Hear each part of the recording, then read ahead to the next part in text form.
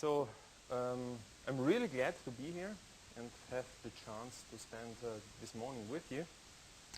My name is Gerald Steiner.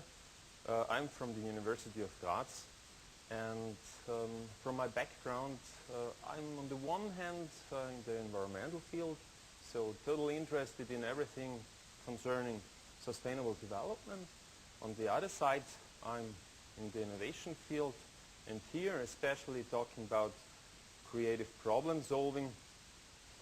So what I do in teaching, but also in my research, is trying to bring these two sides a little bit together.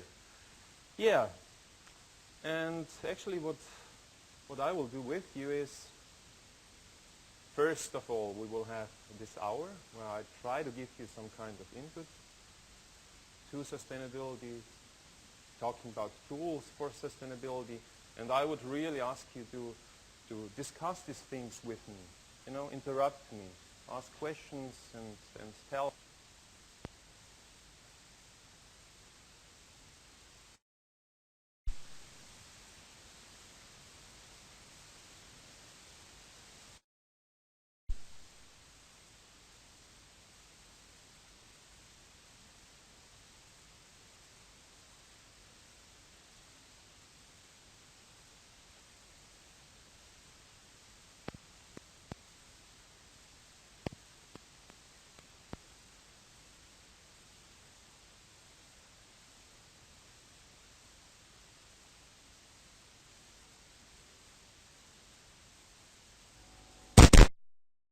That all of you have your own picture about this field.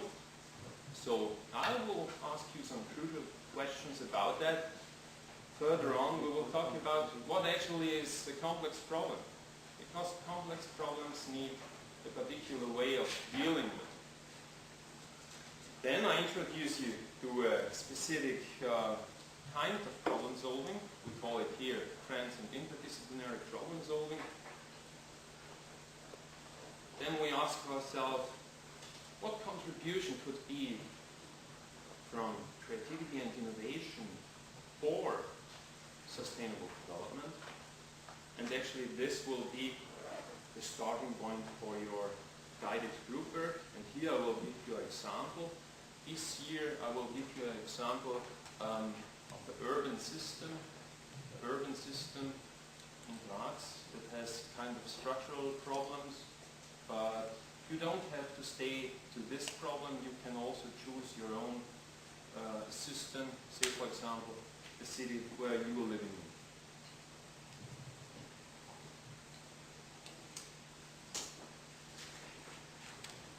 Sustainability.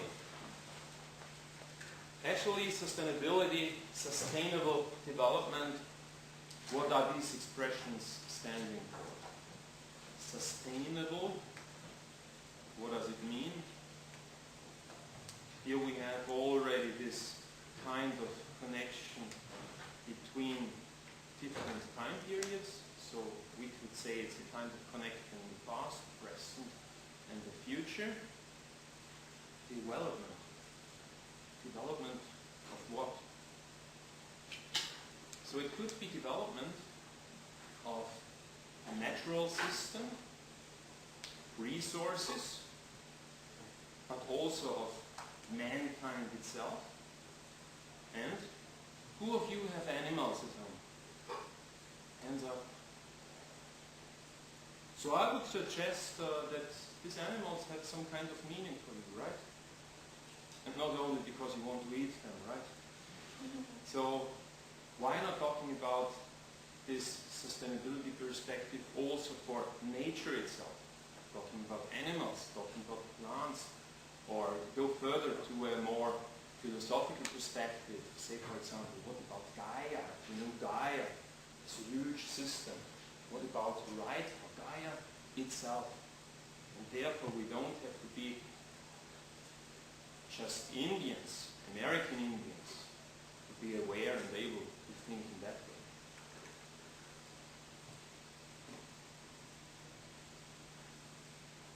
When you have a look here at these three dimensions of sustainable development, you see on the top, it's protection of the natural environment. So we have ecological perspective, but it's not only that. We have also the other two perspectives here.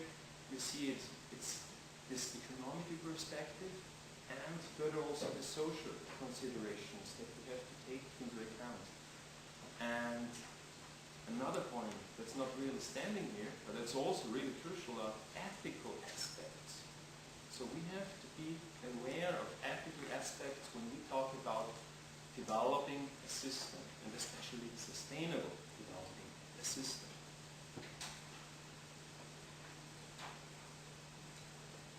The one perspective, this time perspective, talking about possibilities for future generations, that's one thing.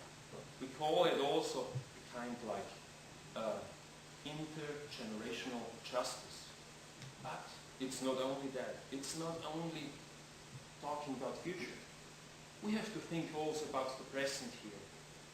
And we have to be aware of one thing. We are all of us here, very rich. We are. So it's not only this kind of intergenerational justice we have to talk about. It's also the justice considering this situation, our present situation. So it's also about the different kind of people we have to deal with. Be aware that 2/3 of the whole world population have never used a phone before. And I'm not talking about Sony. I also mean regular phones. 2/3. Or another example, more than 1/2 of the whole world population live from less than $1 a day. Wow. Interesting. So therefore, I would really highly recommend that we don't only think about this generational aspect, we have to be aware also about this present aspect. So that's something I would really ask you when you work on your own project.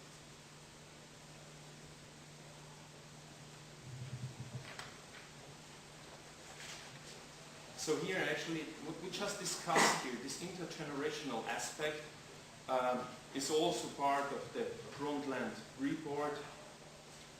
So you see it here, the needs of the present without compromising the ability of future generations to meet their own needs. That was this generational aspect.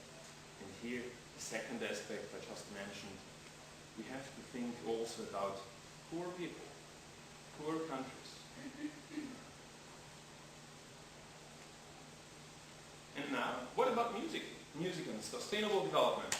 Let's have a look here. You know that? What's that? See the world in green and blue. See China right in front of you. See the canyons broken by cloud. And so on and so on. You know that? It's U2. Beautiful Day. It's the name of the song. It's a beautiful day. The sky falls and you feel like it's a beautiful day. It's a beautiful day. Don't let it get away. U2. Vertigo tour. That's this tour that's going on right now. Who has been at the concert of U2? Hands up. If you get a chance, do it. That's really a recommendation here. You have to do it. Why? What's so special with music? And what about the song? And what about, for example, it's just an example, U2. When we talk about sustainability, and all of you, you are scientists, you will be scientists, or you will be consultants, and you might work in the field of sustainable development. So by doing that, you have to be aware that you always have to find the right language. And a big problem we have at university and also at other scientific institutions is that we go outside and we use the same language as we use it here every day. And then we wonder why people don't understand us. So language is crucial. And in order to transmit our messages and to transmit, what we have gained in knowledge, we have to be aware who are the people in front of us, what language they use, what value systems they use, what expectations expectations they might have? What about their living situations? And that's something you have to think about when you are talking about your own project on sustainable development. Otherwise, it just will not work. It will be inside your heads, inside your brains, but it will not be useful for the rest of the people around you. So here, what I want to say here with that example of you two is that, for example, a common language, just like music, might be a nice transmitter. So that's a specific case. But talking about your own experiences, I would say just take that as an example of how can I reach the people around me. What kind of language do I have to use?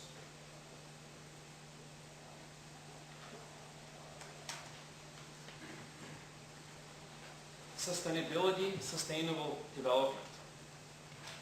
What kind of problem is it actually when we are talking about sustainable development? Sustainable development is not something easy. As we were talking before, it's about different generations, it's about different perspectives, it's about different dimensions, and all together, this change of the problem, of the task itself, that makes it really, really highly complex. So in order that we use the same expressions or have the same or similar understanding, I would like to go with you to that specific parts of possible tasks and problems. So here the first, you see, sorry, that's the wrong one. Here we go. Here you see task. Actually, what's a task? A task might be something really easy. Another expression for a task would be a simple problem. And the simple problem usually has just few elements, not so many interconnections, and it's relatively stable over time. So that means the structure, the patterns will not change over time. So that's easy. Therefore, we know the initial state, very good. And also we know what about the objectives of the target state.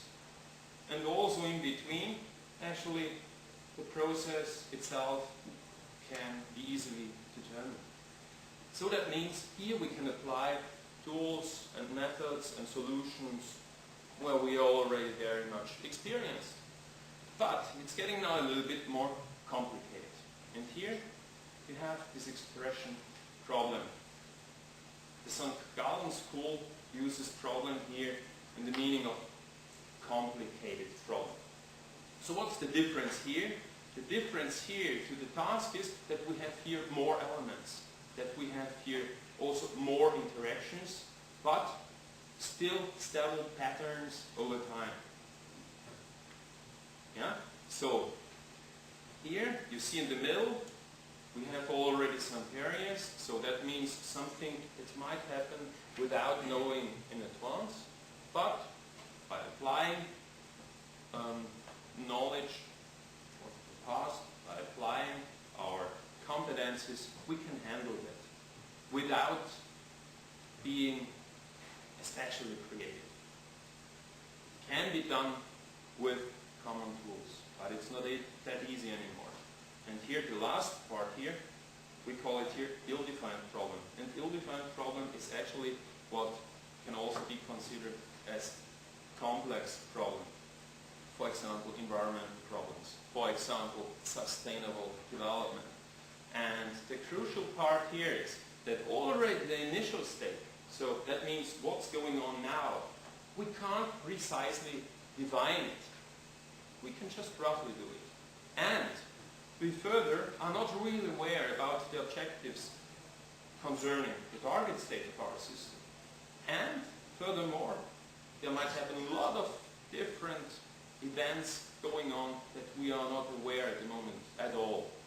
So that means this is not a kind of dynamic going on. That means that also the structure, the patterns are changing over time. And that might mean that a little change in the system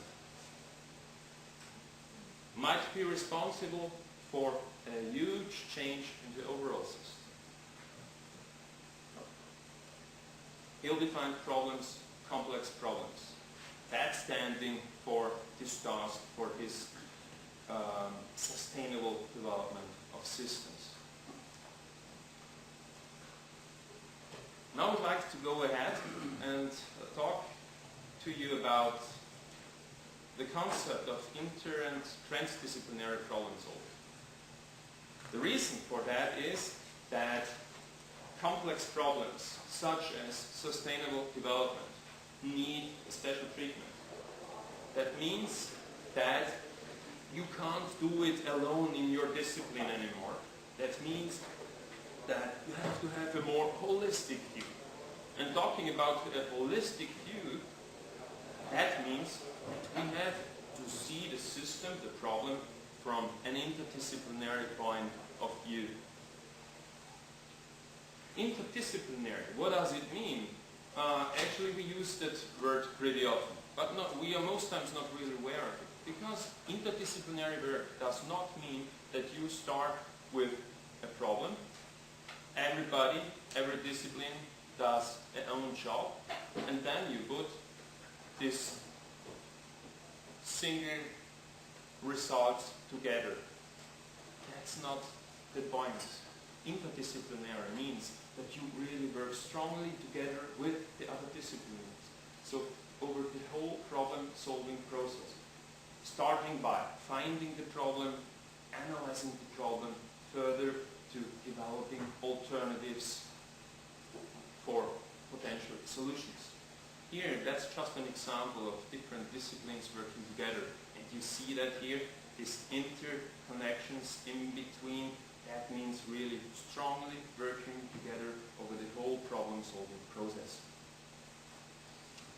Now, a second expression, and it's called transdisciplinary.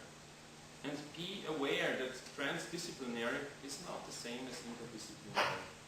It means that, say for example, when you are working on a specific problem, on a specific system, you have to be aware who are the people of this system you are talking about and you are working on. So that means who are the stakeholders? Who are the stakeholders? And transdisciplinarity means that we have to think about how can we work together with these stakeholders of the system. How can we install a kind of mutual learning process? Because it's not only the consultants and only the scientists who have the knowledge about the system. The system itself has a big knowledge. And so as responsible scientists and advisors, it's really necessary that you consider that knowledge and you try to use it in this mutual learning process. Therefore, here you see in the middle this table and the chairs around. Working together. We could also say we change now from a kind of a science for society to a science with society. Here that's just another example, and that example actually should be a basis for your further group work. Here that's a specific example talking about the iron ore mining region in Austria. So you see here different stakeholder groups around: customers, suppliers, employees, regional educational systems, stockholders, state and local governments, and so on, just to mention a few here. So that means now when you're doing a project, in the middle you will write down what it is about, what it is, what is the question, what is the leading question you are working on. And then you think about who might be concerned by that process.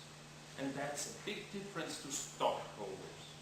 We are not only talking about ownership.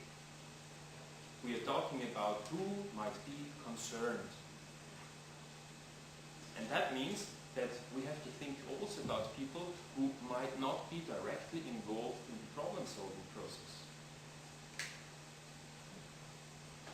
And now I'll give you the reason why it is so important to do this problem-solving process in a transdisciplinary way. Here, what you see here, you have different profiles, so-called preference profiles. That means that the different stakeholder groups, such as here experts, households, businesses, and youth, give us their individual preference profile concerning these different factors here. That means, for example, talking about this here, regional peculiarities, you ask the different groups how important is this factor, regional peculiarities, for the future development of this region of the system. And what you see here is that the opinion of the different stakeholder groups is quite different. For example here, the black one, that's households. The red one is experts. And you see that this part, for example here, investigation of monuments, it's totally different talking about what experts think and what the concerned population thinks. And therefore we have to think.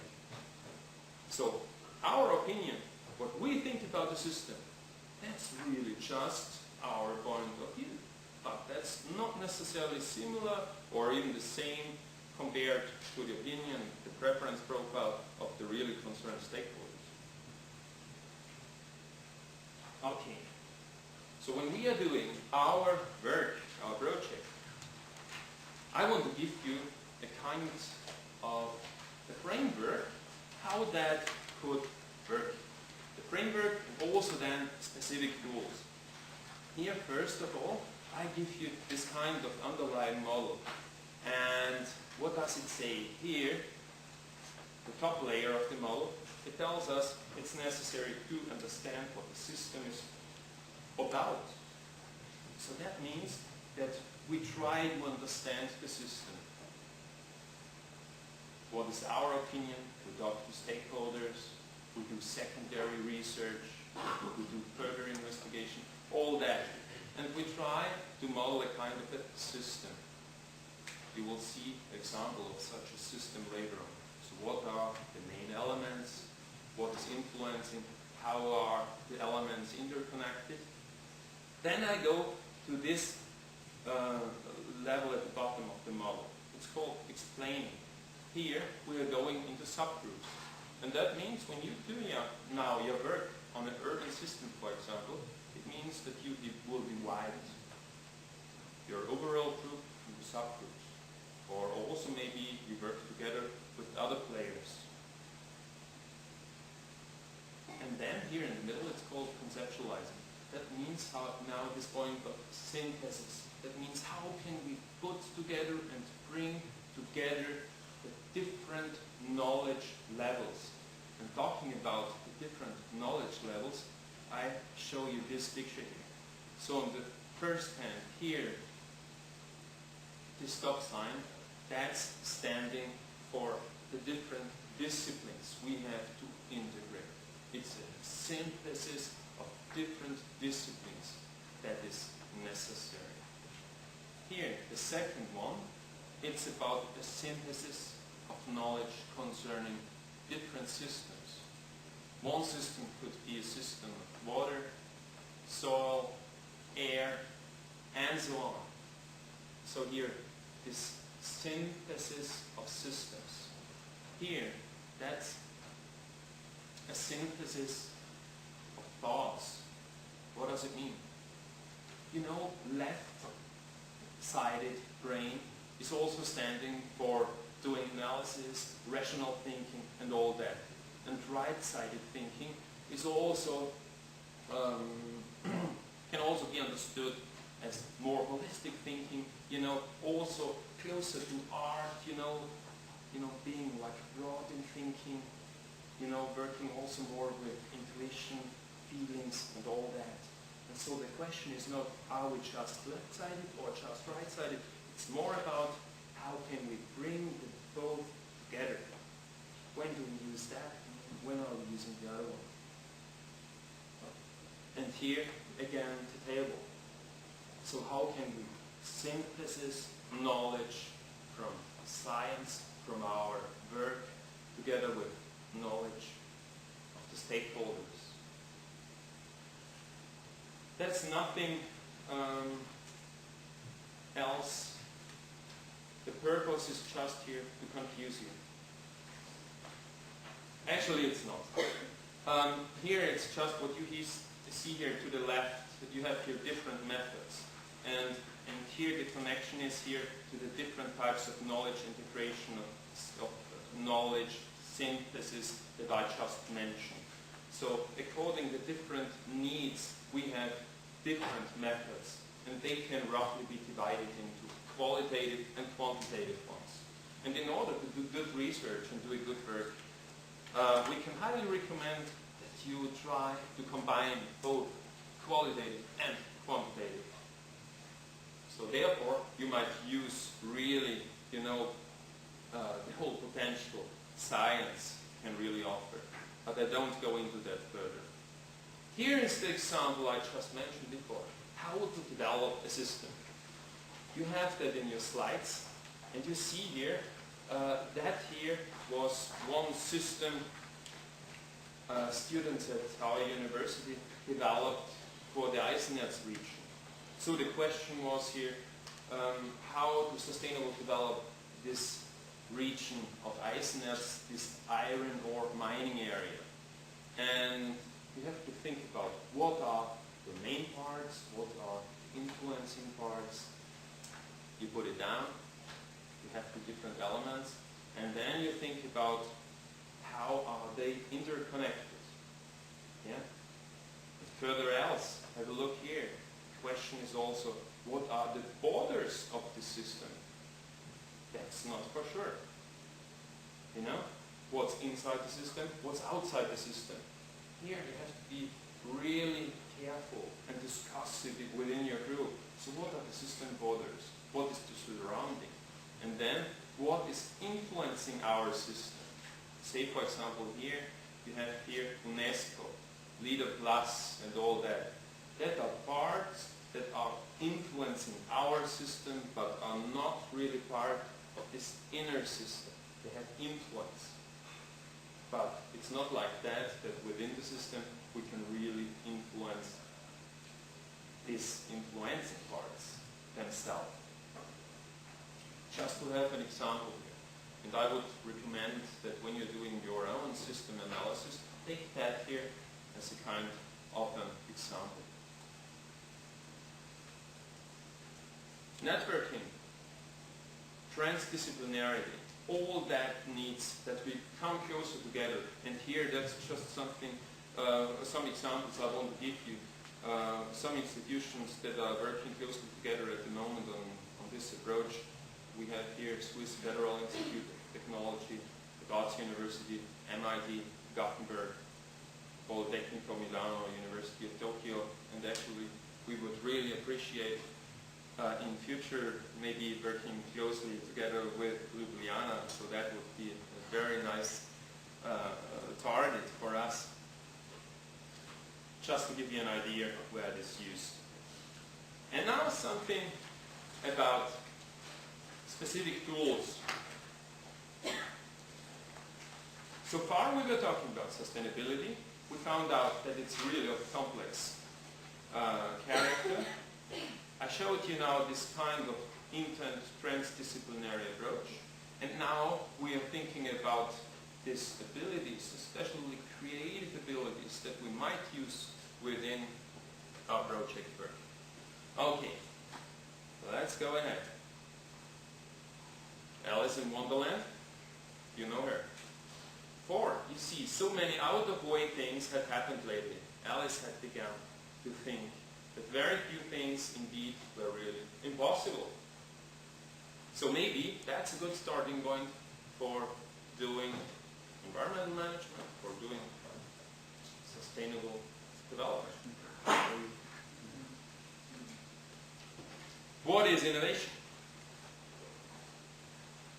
how can we attain innovation? And innovation might be a kind of a key towards sustainable development. Why? When you think about this one picture I showed you before, ill-defined problems, complex problems, we don't know the way from the present to the target state. We don't really know how it looks like. You know, we have a kind of idea, but not more. And we need something else. We might need something new tools. We need some creativity. We need maybe some kind of innovation. Not only talking about technologies, also talking about social innovation, for example. So creativity is necessary in order to find or to build up inventions, and that are further a result in innovation. So innovation means when you have an invention, and this invention actually is put to work. For example, when you sell something, sell a product, or when you make a concept work in the real world, that would be a kind of innovation going on. And it needs some people. It needs, for example, entrepreneurs. So, what does it mean now to be creative? You know that guy here? Have an idea?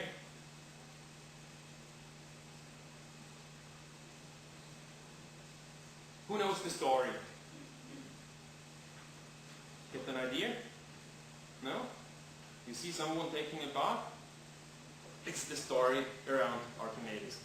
And actually, what the story is about, I tell you in short, it was that the king was asking Archimedes, "Hey Archimedes, I got a present. You know, this nice crown." And they told me it's made of gold, but I'm not quite sure. You know, these people, you know, you can't trust them really. So can you give me a hand?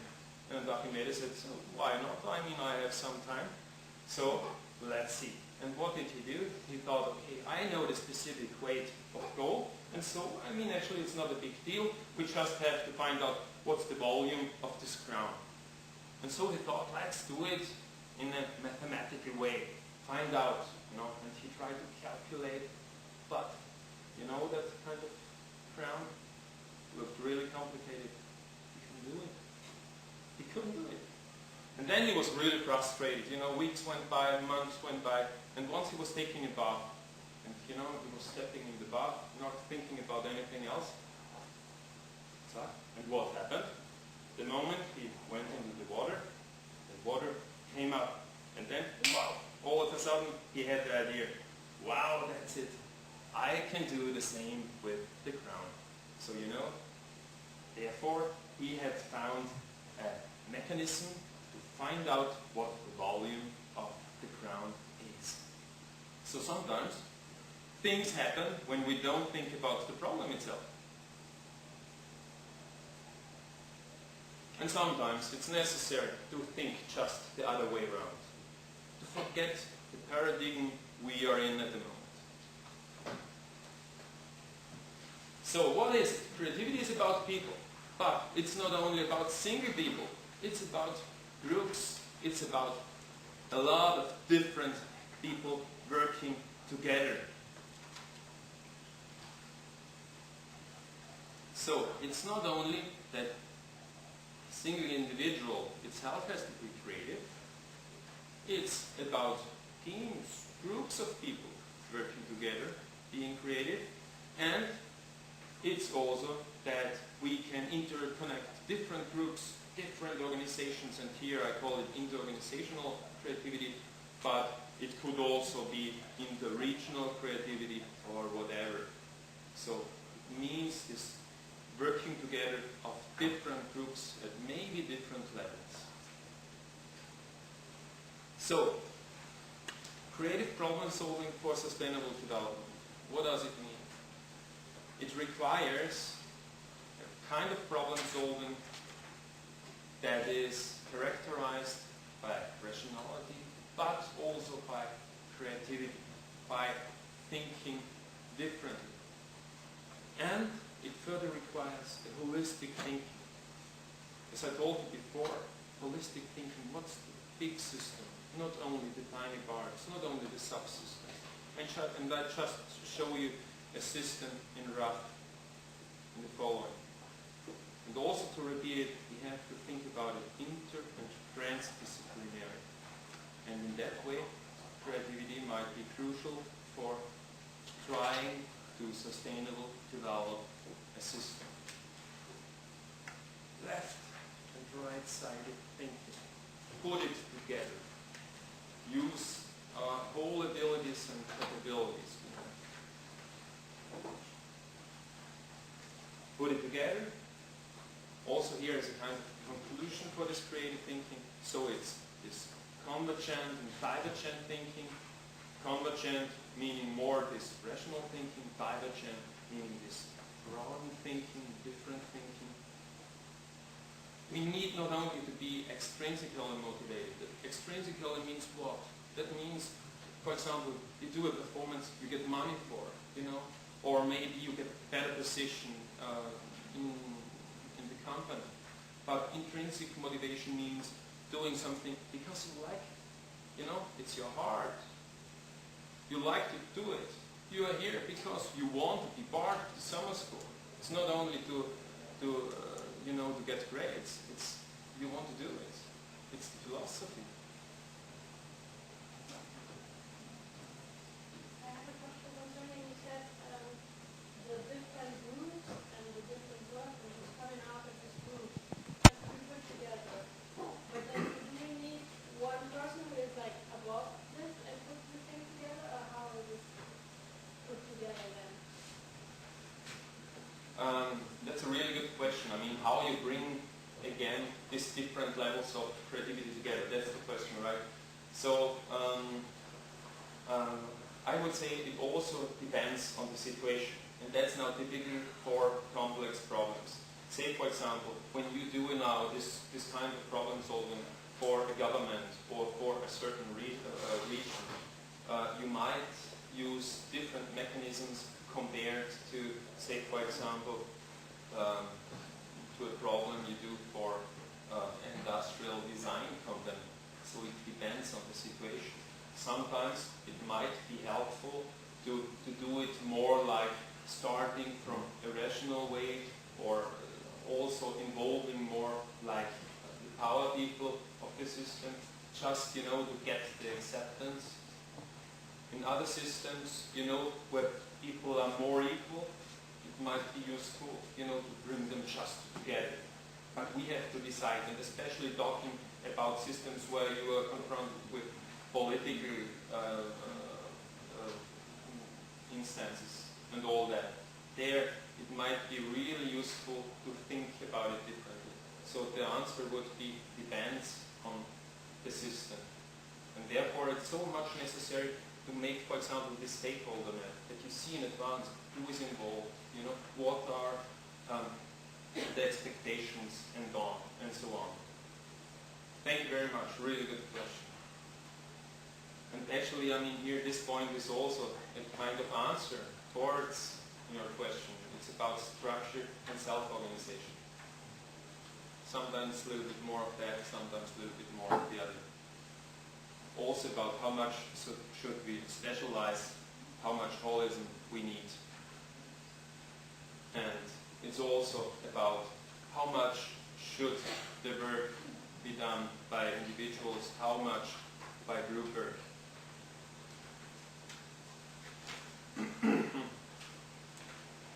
So, to put it together,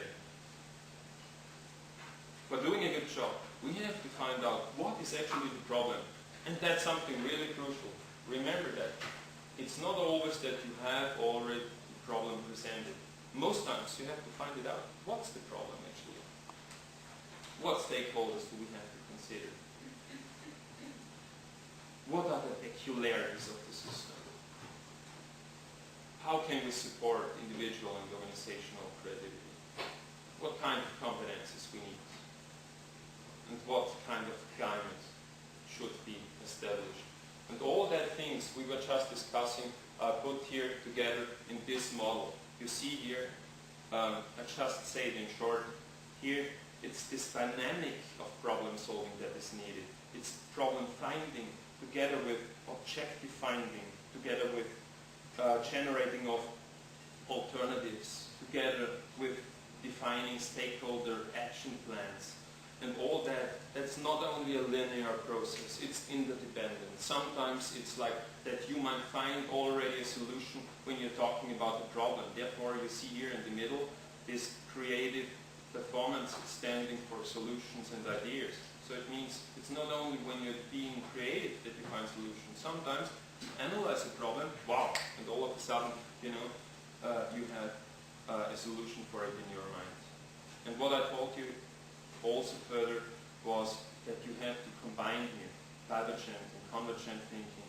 You need all different competences, not only competences in technical field, also social emotional competences, and competences talking about the specific field you're in, and you need this specific climate. You know, for example, it might be possible and it might be useful for you when you're doing your group work that you might go outside. Hopefully that's possible. But it depends on the problem you're working on. Last but not least, I want to show you some examples of tools that you can use. Actually, that was now the theoretical background. And now we're coming to a group work already. So I want to show you some tools, including these toy bricks. They are my favorites. You see it here. Systemic constellation, dealing with different systems, method model of language, and so on. Show you in short. Meta model of language, what does it mean?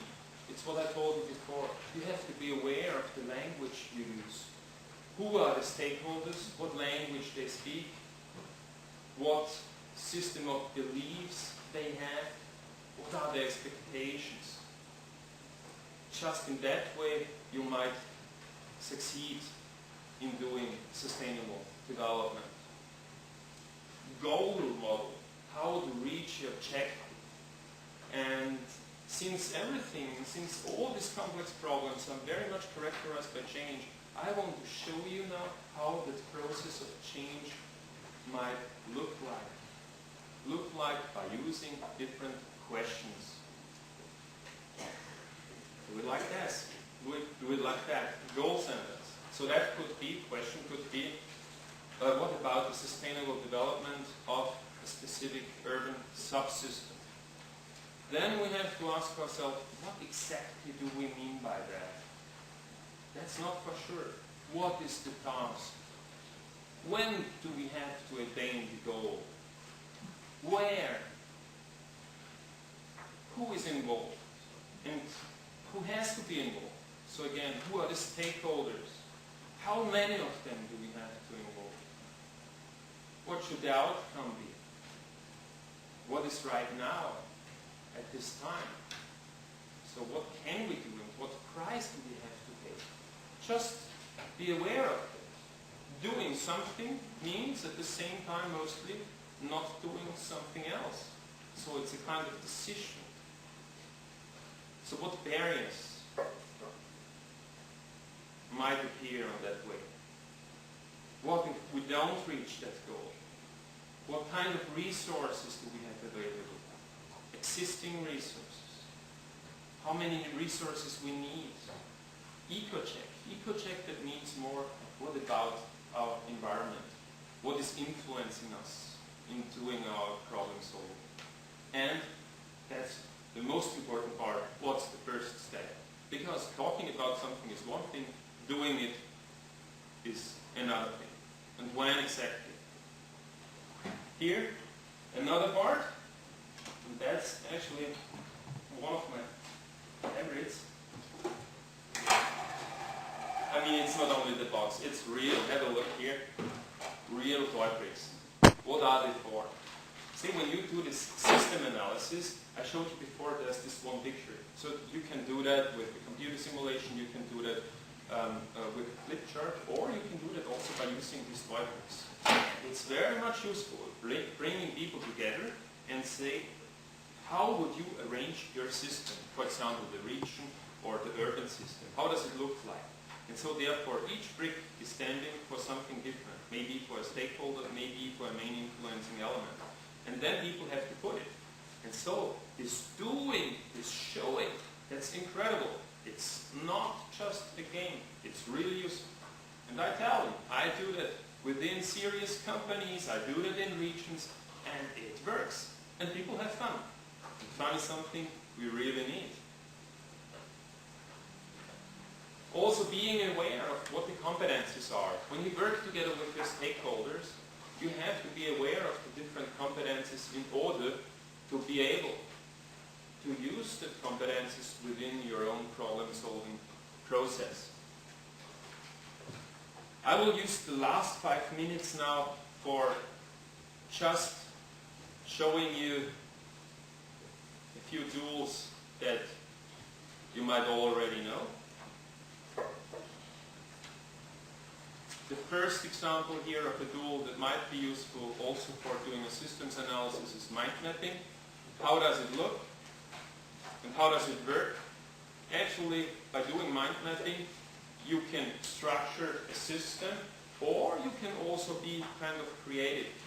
For example, instead of standing here risk management, it could be, say for example, our next holidays. And so you collect, all different ideas that you might have for your next holidays, including resource restrictions and so on and so on. So it shows you the whole system and its interactions. The problem analysis, also a kind of a cause-effect diagram. It's called Ishikawa here. And if a group decides doing that, please tell me afterwards and I will guide you through that. So I will just mention it here now by short. It's when you want to find out what the real problem behind the situation might be, such Ishikawa diagram might be useful. Here you have the cause, here you have the main reasons. And usually you really start with this M's, material, machinery, method, but also with the P's. And I go ahead with the other ones. So you see here, the reasons can also be like places, procedures, people, policies, but also S, like surroundings, suppliers, system, skills. So it's also for structuring a system, but with special regard to this cause-effect system.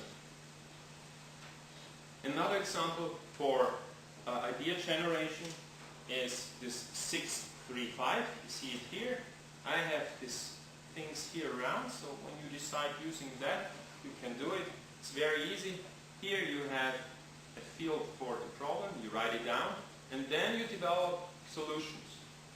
First round, everyone in a group of 6, for example, develops 3 ideas, writes it down, 1, 2, 3, yeah? Or maybe you draw something, and then paper goes to the next one, like a watch, I get the paper of my colleague, take it, read what you are writing down here, write the next draw. Write it down, and so it goes round like on a watch. That's the 6, 3, 5. Similar to that, you could do a brain bowling. What's the difference here? Again, first you have to be sure what the starting problem, the starting task is, and then you take these formulas. You see here, there's 1/3, 2/3. You take the paper, write down your original idea, just one here. Or again, you draw it, put it back to the middle of the table. Do it as long you want, as long you have ideas, and then you take another one. Okay, and I read it. My colleague, had this idea, and the additional comments I write down here in this part, in the 2/3 place of the formula. That's brain bowling, so very similar to 6, 3, 5. And you could put these things together, the different solutions, in a morphological box. So that means here you have the different system parameters, and here you have the potential solutions for each parameter. And then you try to build different variants, different combinations for a solution out of it. So it's very simple, but very good structuring your whole bulk of ideas. Okay, that's it concerning the tools. And for the group work now, I just introduce you to some pictures. I want to ask you now that you think about the sustainable development of the urban region. And just to give you an impression, I show you just one example, so for yourself, and you can say, okay, that's enough, I stay with that example, or I take my own example, my own hometown, or what else. So for my example here is the Annenstraße in Graz. So you see it's here from the main station to the city center, and here this area actually had some big problems in the past, you know, structural problems. Once it was a very nice shopping city, now it's not anymore. You know, just really kind of going down is going on here in this area. Utilization of building, also a lot of things changed here. Not so many businesses anymore, a lot of businesses went away. Really, really a lot of people are very old here. So working situation is not that nice. Also, you know, from the atmosphere changed a lot. Parking places, that's something that's good. There are a lot of parking possibilities in parking houses. And here, that's for example the street, a narrow street. Here, the railway station.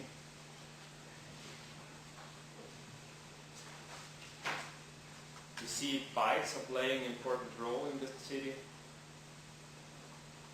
A really nice railway station actually, but that changed during the last years when Graz became a cultural capital of Europe. But you see also like nearly kind of red light district. Again, very narrow streets here. Yeah. And here you have these questions at the last two sides of your slides. So the first thing, please choose the system you would like to work on, either the Annenstraße or a system of your choice. And then think about that you are now in the role of scientific advisors. And you have to design a plan for attaining sustainable development of this defined urban system or urban subsystem. So it can be a whole city or just a part of it. But you have to define it within the group. Do a system analysis using breaks, doing like this map I showed you before, drawing something using your computers, whatever you want. Do the stakeholder analysis. Who are the stakeholders? Who has to be involved? And here, develop a stakeholder action plan. Yeah, develop a stakeholder action plan. And here something different is standing in your slides, so please check that it's not here. C is develop a stakeholder action plan. So that means now, what exactly do they have to do? Do we using, like our colleagues said before, is it more bottom-up or more the top-down approach? What stakeholders to involve? How to involve them? How can we attain a new vision? And I showed you also some tools. So think about now, what kind of tools might be useful? I gave you a set of tools. You think now about the process, and you think about how to apply it. And in order to do a good group work, I say thank you for your attention in this morning. And I really wish that all of us are contributing to a really healthy Gaia.